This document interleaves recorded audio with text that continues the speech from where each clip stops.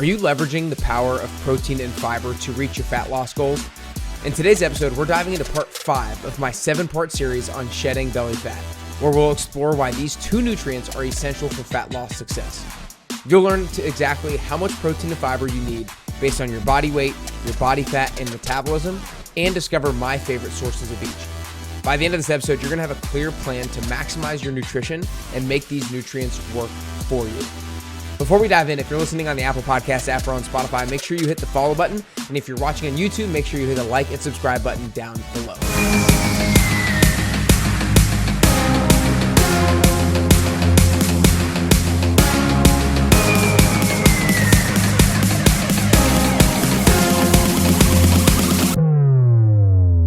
Today, I am really excited to dive into part 5 of my 7-part series on the Fat Loss Forever Pyramid, where we've been diving into basically the essential building blocks in order to lose body fat in a healthy manner and in a way that's going to actually give you results and set you up for success long term. And it's providing you the education on what is most important and then the stepping stones from there on out. So in the previous episodes, I always have had the same format. I'm going to break down all 7 steps to this thing, and then we're going to dive deeper into one of the steps. And today we're on part 5, which is breaking down protein and fiber. If this is your first time listening to this podcast, it would probably be beneficial for you to go back and listen to the previous 4 episodes where I've been breaking this down. Every Wednesday, I do a 10WT tips episode where I break down something that is helpful for people who are in the 10-week transformation to accelerate their progress with their goals, and for people who are not in the 10-week transformation to help them make progress towards the healthiest version of themselves. So again,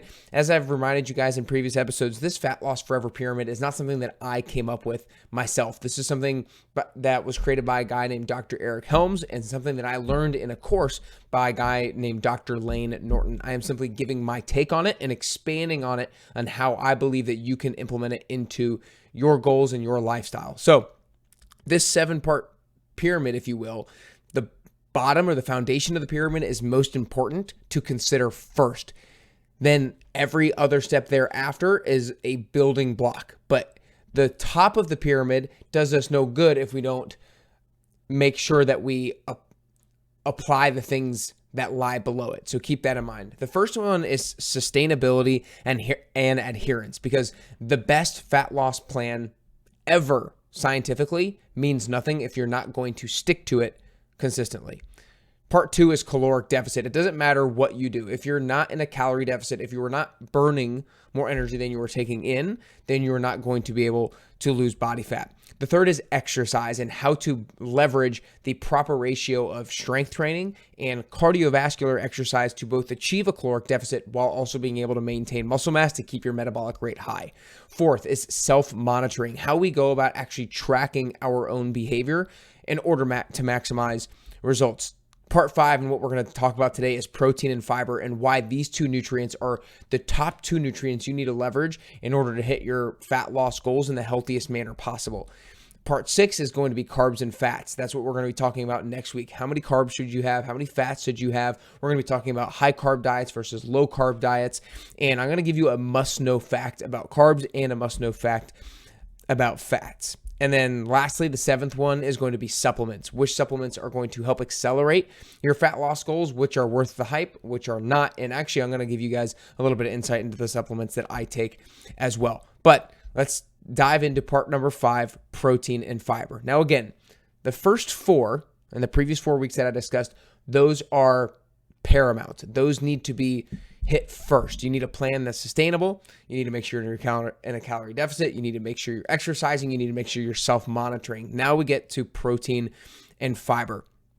Now, when it comes to that calorie deficit, we are burning more than we are actually taking in. You see, our body has mechanisms in place to reduce our energy expenditure when we are in a calorie deficit. And so what happens when we're in an energy deficit, if you will? Your body is trying to hold on to as much energy as it can, because your body sees weight loss or an energy deficit as a threat, and it doesn't like it, and it tries to do what it can to not be in an energy deficit and to get back to homeostasis. And so when you're in an energy deficit, your BMR, your basal metabolic rate, is going to reduce. Your NEAT, your non-exercise activity thermogenesis, is going to reduce. And then also oftentimes your energy for training is going to go down and your cravings are going to increase. And so during this time, we want to ensure that we're able to hold on to as much muscle as possible. Why? Because muscle is your metabolic currency.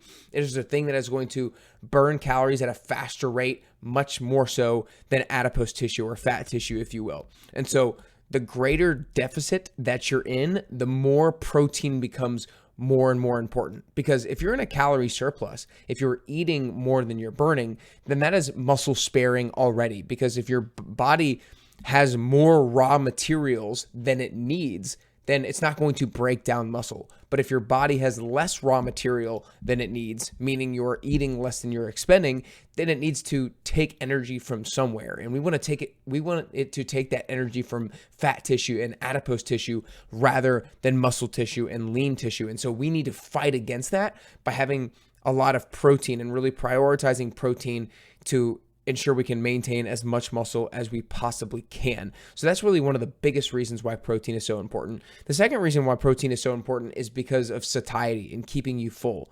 Because if you've ever gone on any kind of diet before, you know that one of the biggest things that will hold you back from sustaining and being consistent with that diet is just hunger. And we want to ensure that we have as minimal hunger as possible. And protein is the most satiating macronutrient. It's the most filling macronutrient. And so we want to make sure we actually leverage that. Now, let's dive into actually how much protein you should be consuming. To keep it simple, the recommendation that I always give for people on the podcast, that I always give to my 10-week transformation clients, is simply 0.7 grams to 1 gram of protein per pound of your ideal body weight.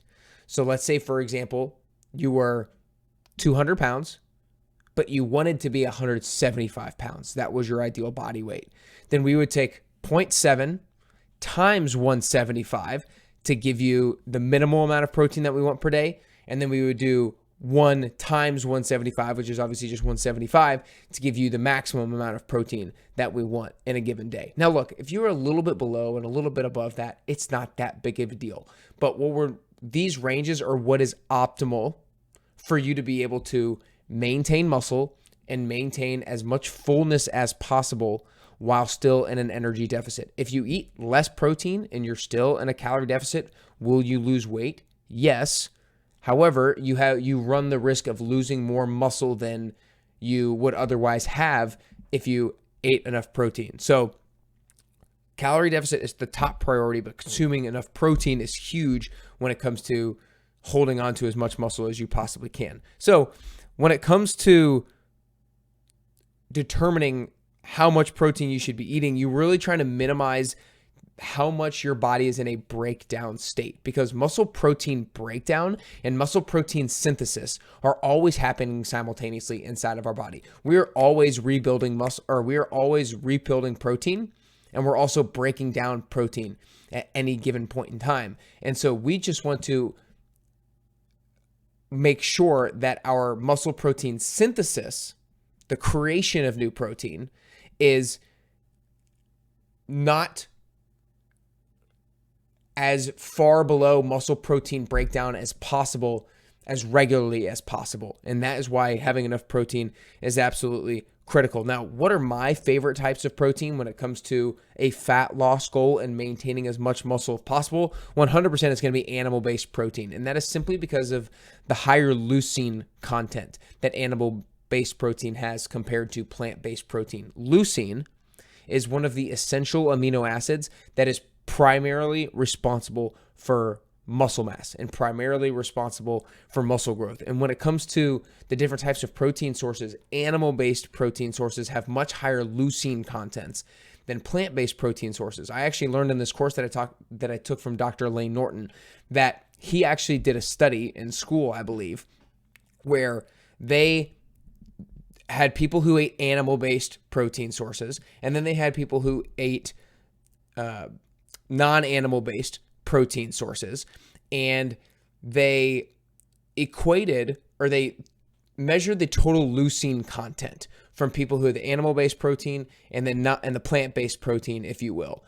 And just from diet alone, the leucine content from the plant-based protein sources were much lower.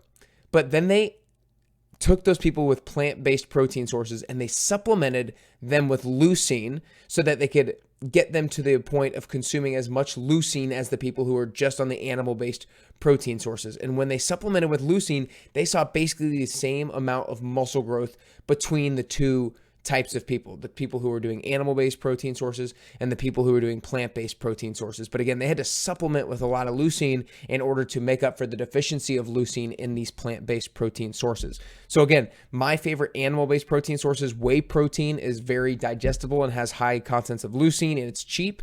Pasture-raised eggs, pasture-raised organic chicken, grass-fed beef, turkey, wild-caught fish are my top sources of animal protein. And then when it comes to my top sources of plant protein, I like two that are top of edamame and lentils. And then I also wanted to mention Greek yogurt in there, cottage cheese in there. Those are also great protein sources as well. When it comes to these animal-based protein sources, you want to make sure that for most of you guys, you're eating about 4 to 6 ounces of it per meal in order to hit about 25 to 50 grams of protein per meal. I'm going to go back to that in just a second with regards to the timing of protein, but that's going to be a lot of you guys for a quarter of a pound or half a pound. And let's say, for example, you guys are buying something like ground beef or ground turkey or ground chicken. You know, most of the time we're buying that in 1 pound packages from the grocery store.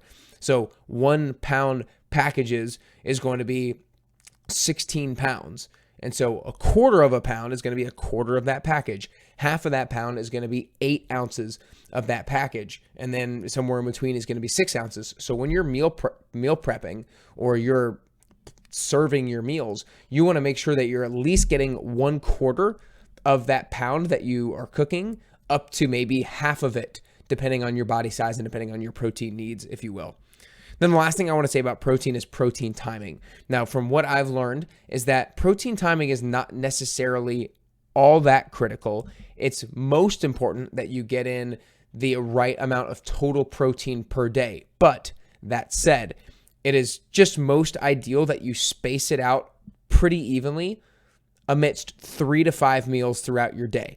And don't just have it all in one sitting, which would be almost impossible anyway. So most of you guys are probably not doing that. But for example, you want to have about anywhere from 25 to 50 grams per meal for 3 to 5 meals. So let's say, for example, your goal is to get 150 grams of protein in per day. Then you could simply do 50 for breakfast, 50 for lunch, and 50 for dinner. You could also break it up into 30, 30, 30, 30, 30. So 5 meals, 30 grams of protein per meal. And what I found with a lot of my clients with regards to hitting their protein goals is a simple way to think about it is to do 4 meals. Take your total amount of protein that you want to get in per day and divide it by 4. So let's say maybe it's 120 grams. Divided by 4 is 30 grams. So let's do 30 grams for breakfast, 30 grams for lunch, 30 grams for dinner, and then get a 30-gram protein shake, 30 grams of protein shake mixed in either before breakfast and lunch or between lunch and dinner. So that could be a way to think about it as well. So again, spacing is not as critical. Think about getting it spaced out pretty evenly throughout your day across 3 to 5 meals in the amount of 25 to 50 grams of protein per meal, depending on your total daily needs. Okay, so that is protein and why leveraging protein is super critical in order to achieve your fat loss goals, mainly because of holding on to as much muscle as possible so that you primarily are losing fat tissue and then ensuring that you are staying as full as possible. Now, when it comes to fiber, I could go on and on about fiber. Fiber could be its own few-hour episode because of the benefits of fiber when it comes to reducing cholesterol, when it comes to gut health, when it comes to digestion. But today we're going to talk about just specifically how fiber is important with your fat loss goals. And that's really because of satiation and how filling it is going to be. Now, there's other things as well that kind of are a little bit more tangential. For example, like it's important for the health of your gut microbiome, and your gut microbiome dictates the health of your basal metabolic rate and your metabolism as well. But for the sake of today's episode, I just want to talk about how fiber is important from the satiation standpoint because it is very filling. And then I also want to talk about the quantities and the types. So for women, you should think about getting at least 25 grams of fiber per day. For men, think about at least 35 grams of fiber per day. Now, if we want to get a little bit more nuanced and more specific, you guys should be eating at least 15 grams of fiber per 1,000 calories that you're consuming. So if you're consuming 2,000 calories, that's obviously 30 grams of fiber. Just generally speaking, for women and men, obviously women, generally speaking, might be consuming a little bit less calories based off their body size, and opposite for men. So at least 25 and at least 35 is those general ones. But there is no downside to eating excessive amounts of fiber. There's no downside to eating 50 grams of fiber, 55, 60 grams of fiber. Now, what I would say is that you potentially, if you go from eating very, very little fiber to huge amounts of fiber, you might have some digestive issues, but most of the time you're not going to make that big of a transition or that big of a jump in your diet overnight, if you will. So there's not going to be too much of a downside to eating too much fiber. So don't really think about there's too many risks there. I think another thing that I want to say before I get into my favorite sources of fiber is also think about it from an how long it takes you to eat standpoint. You know, when it comes to dieting and being in a calorie deficit, simply eating foods that take longer to eat and take longer to chew it's a really beneficial thing to leverage. And think about if you're eating a whole plate of broccoli, let's say, it's going to take a while and it's going to be pretty darn filling and it's going to be very few calories. Whereas if you have a bag of potato chips, you can scarf that down in 2 seconds and it's not going to be very filling and it's going to be a lot of calories. And so very fibrous foods are usually foods that take you longer to eat. They're filling and they don't have very many calories. Now let's go into some of those specific foods. I'm going to go into a few different categories of foods. This is not a ranking or anything like that, but it's just different categories of foods that are high in fiber. The first of which is going to be nuts and seeds. Things like chia seeds, flax seeds, walnuts, and almonds have pretty good amounts of fiber in them. One of the things you want to ensure though is that with nuts and seeds, you just want to account for the calories that are in those because those are fat sources. And so sometimes those can be typically ramp up your calories a little bit more quickly than other types of food. That doesn't make them bad, but we're going to expand on that a little bit more next week when we talk about carbs and fats. But I really like chia seeds to improve people's fiber intakes because it's a very easy thing to add to a lot of different kind of meals. The second grouping of fibrous foods are vegetables. Think about your cruciferous vegetables, your broccoli, your Brussels sprouts, your cauliflower, and then also some of your leafy greens like spinach. Really, all vegetables are going to have some amount of fiber in them, but those are some of the types of veggies that have the highest amounts of fiber. Then it comes to fruits. Your berries are going to be your best bet. Your raspberries, your blackberries, your blueberries, things like apples and bananas are going to be relatively high in fiber as well. But raspberries, blackberries, blueberries are pretty, you can use those in a lot of breakfast foods. You can use them as sides at lunch and dinner. They're pretty versatile as well, and those are going to be very high in fiber. Then your fruit fats, like your avocados and your olives, are going to be high in fiber. Avocados are obviously very versatile. You can add those into breakfast, lunch, and dinner. You can add just half an avocado to really ramp up your fiber intake. And then some others that are really high in fiber that I really love are lentils, chickpeas, beans, and artichoke hearts. I know for me, for example, I am right now eating a salad that has like different kinds of lettuce, including spinach in it.